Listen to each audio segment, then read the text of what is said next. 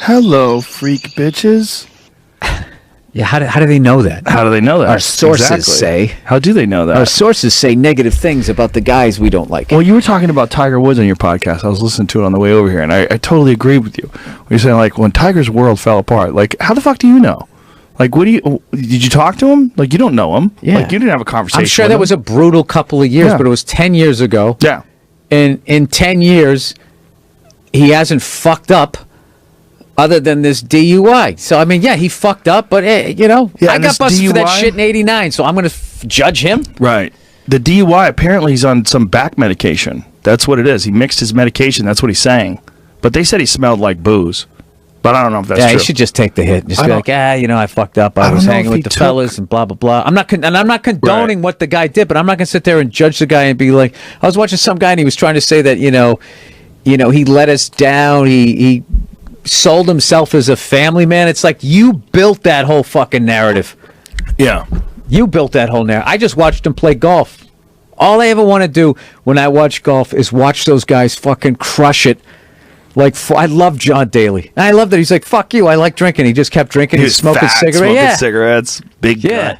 And he would hit it a fucking mile, and I loved watching it. Well, Tiger always had a very bizarre style, apparently. I don't play golf, but apparently people that I've talked to that explained to me the way he would hit the ball, like, it's not the way they teach you to do it, but he could do it so well that way. But he would put, like, ridiculous amounts of torque. Yes. And on his body. They said from the beginning that his body was going to break down if he keeps doing that.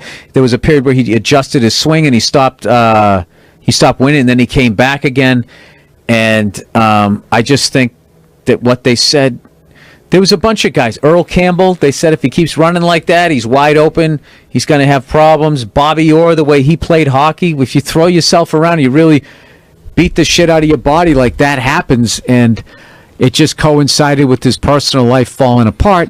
So everybody goes, oh, that's the reason why, somebody wins. That's the reason why somebody loses. Like, look, I'm not saying you don't go into a couple-year funk if your life falls apart in the personal area, but it's just like the rest of that shit, that's just a bunch of hype. Like, for him, it's like a double dump, though, I mean, the thing happens personally with his personal life, and it happens publicly where everybody gets to see it, and then on top of that, his body's falling apart at the same time. No matter what he did. Yeah, no matter what he did. If he went to church every fucking week, he was going to fuck up his back and his knees, and they did. But then they're trying to equate it to,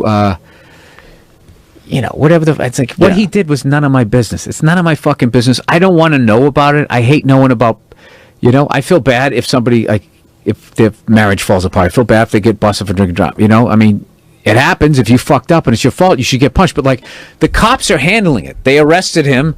The courts will handle it. Do I need to pile on and start wagging my fucking hypocritical finger at him? My pasty, freckled... You don't have to, because you're a comedian and you're funny, and your take on things can be, have some compassion, look at it for what it is, make fun, poke at it.